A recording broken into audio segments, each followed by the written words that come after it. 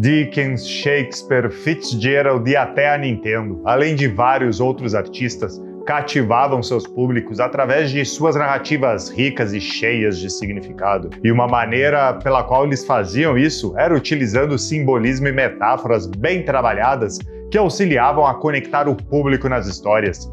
E essas técnicas são usadas até hoje, tanto na literatura quanto no cinema e até em videogames. Fica aqui no vídeo e eu te conto como você pode usar elas da melhor forma nas suas histórias e cativar os seus leitores. Vamos lá!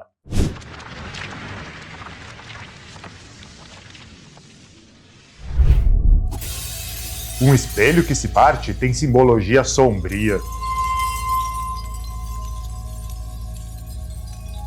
Mas um espelho quebrado é mais do que pedaços de vidro espalhados. São centenas de possibilidades de vermos refletidos os nossos maiores medos e terrores. Nós somos fragmentos de uma imagem que nos compõe e cada peça esconde um segredo.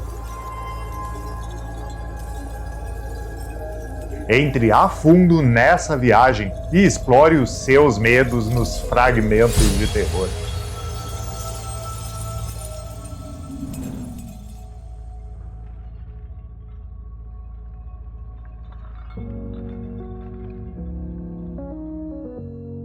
E aí, Teller, Mauro Plachino aqui, tudo bem? Quando falamos, frequentemente usamos mais do que apenas palavras simples para expressar os nossos pensamentos e sentimentos. Nós adicionamos um pouco de cor e profundidade às conversas que temos, e duas ferramentas que usamos para fazer isso são o simbolismo e a metáfora. Elas transformam o que falamos, enriquecendo a mensagem que queremos passar. E, às vezes, até deixando meio ambíguo o que realmente queremos dizer. À primeira vista, os dois podem parecer a mesma coisa, mas não são. Cada um tem a sua própria identidade e função. O simbolismo envolve o uso de objetos, personagens ou cores para representar ideias ou qualidades mais profundas. É como quando usamos uma pomba para representar a paz. Por outro lado, uma metáfora compara diretamente duas coisas para efeito, dizendo que uma coisa é outra. É ver uma coisa como outra para torná-la mais palpável, como no caso do termo "o tempo é um ladrão", que significa que o tempo rouba os seus momentos, assim como um ladrão também rouba. E, em termos simples, o simbolismo usa símbolos para implicar ideias, enquanto as metáforas fazem comparações diretas sem usar aquele como ou tal qual. Mas qual a importância disso tudo no texto literário? Bom, o uso do simbolismo na literatura remonta lá à antiguidade, onde os símbolos serviam como componentes fundamentais da comunicação em culturas primitivas. E esse conceito persiste até hoje, operando como um meio de transmitir pensamentos, ideias e emoções complexas de forma mais visual. E esses símbolos podem ser de três tipos. O primeiro são os símbolos universais. Esses são aqueles símbolos que são tipicamente reconhecidos em várias culturas, transmitindo um significado similar, como a pomba como um símbolo de paz que eu falei antes, ou como a cor preta, que normalmente representa a morte. Depois, temos os símbolos arquetípicos. Esses são derivados do estudo da mitologia, da psicologia e de experiências humanas compartilhadas. Eles representam padrões e motivos universais que se repetem em diferentes culturas e períodos históricos. Exemplos incluem a jornada do herói, que falamos bastante, assim como o velho sábio ou a figura materna. Se você quiser saber mais sobre arquétipos, temos esse vídeo aqui sobre o tema no canal. E para acessar é só clicar no card aqui em cima. E por fim, temos os símbolos contextuais. Esses são aqueles exclusivos de uma narrativa específica e o seu significado varia de acordo com o contexto da história. O importante é que, ao usar símbolos, você considere o seu contexto mais amplo, levando em conta os temas, personagens e cenários da história. Analisar um símbolo dentro do seu contexto fornece insights valiosos sobre a intenção do autor e a mensagem geral que está sendo transmitida. Para visualizar melhor, podemos analisar alguns exemplos de simbolismos em livros famosos, né? No primeiro, temos Moby Dick. Nele, a baleia branca serve como um símbolo multifacetado, representando a natureza, Deus, o desconhecido e até a passagem do tempo. As diferentes interpretações mantidas por cada personagem simbolizam suas perspectivas individuais sobre a vida e o mundo. Depois, temos O Grande Gatsby. Nesse clássico, a luz verde no final do cais simboliza os sonhos, esperanças e desejos inatingíveis de Gatsby. É um lembrete constante do passado inatingível e significa a ilusão do sonho americano. Por fim, podemos falar de O Sol é para Todos. No original, To Kill a Mockingbird. No livro, os Mockingbirds simbolizam inocência e boas intenções. Os personagens são considerados Mockingbirds, pois são indivíduos vulneráveis e inocentes que sofrem os preconceitos e injustiças da sociedade.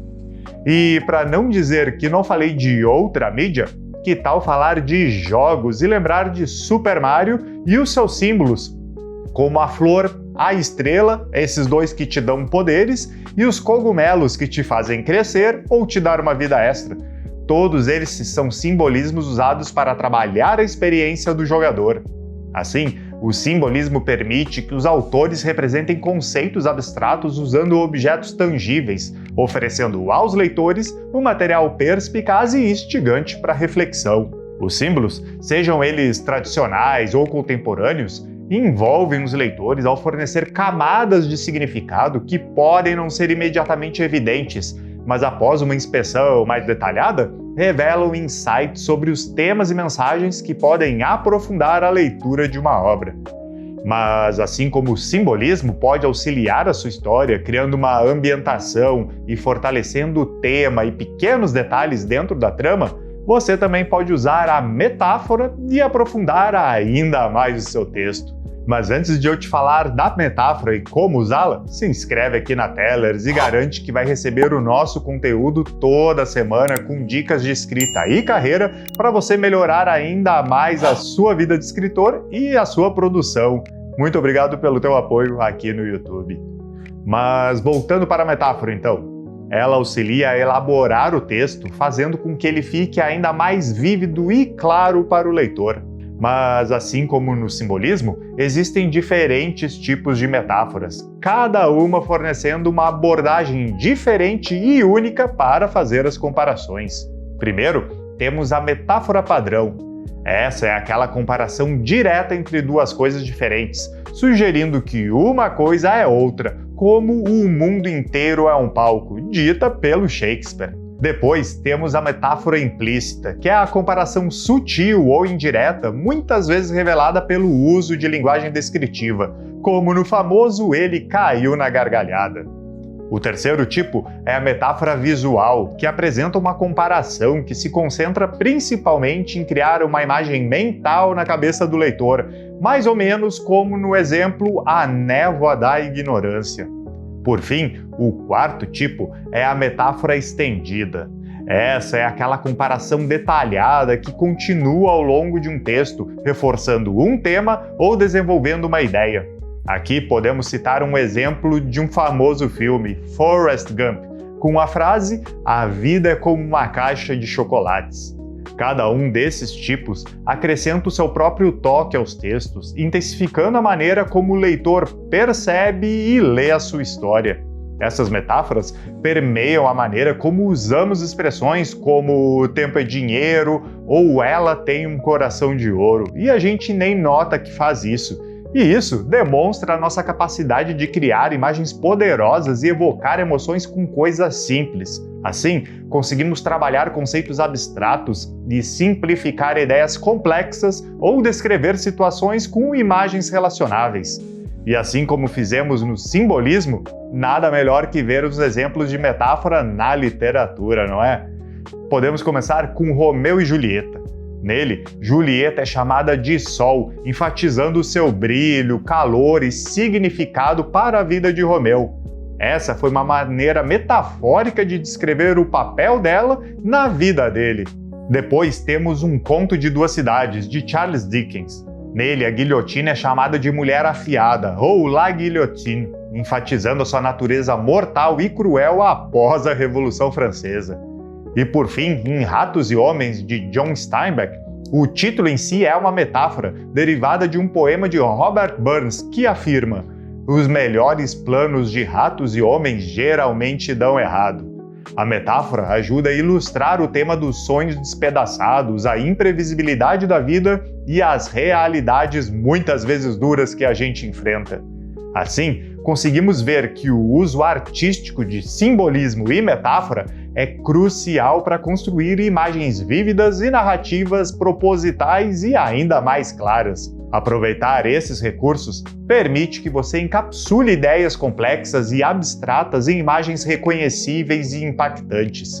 E o resultado pode se tornar uma experiência de narrativa mais rica, permitindo que os leitores se envolvam mais profundamente com a história, seus temas e a mensagem pretendida por você. Mas me conta, como você usa esses recursos no seu texto hoje? Me escreve aqui nos comentários. E aproveita e me diz se lembra de algum autor que usa um desses recursos de uma maneira que te surpreende ou que te cative. E já que tivemos esse vídeo sobre melhorar o seu texto, que tal a gente se manter nessa linha, mas agora falando sobre o uso de advérbios?